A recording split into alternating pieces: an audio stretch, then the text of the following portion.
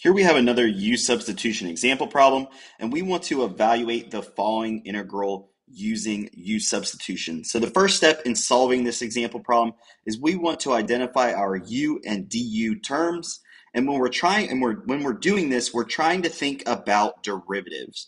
So basically, we'll go step by step, term by term, and take the derivative and see if it helps us transform this function, this entire function, into a u du format. So when we evaluate the first term, sine of 1 minus x, we know that the derivative of sine is going to be cosine. And so this doesn't really help us because we have a 2 right here. So we know that taking the derivative of this first term is probably not going to help us. It's not going to be our u in this scenario. And so we'll go ahead and look at the second term, and we know that the derivative of cosine is going to be negative sine. And when we pair that with the negative sign in front, we'll know that that is a positive sign.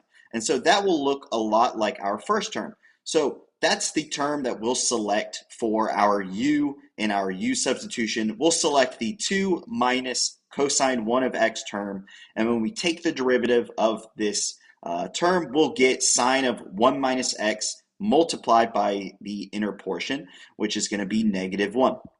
And so we can go ahead and move this negative sign over to the du side. And what we're left with is negative du is going to be equal to sine of 1 minus x dx. And so we see this term, sine of 1 minus x dx, and we know that we have done a successful u substitution. So the second step is we want to back substitute our u and du into our integral. And so we can replace the first term as well as the dx symbol with our negative du, and we can replace the middle term with our u symbol. And so after rewriting this, we'll get the integral of negative u to the fourth du.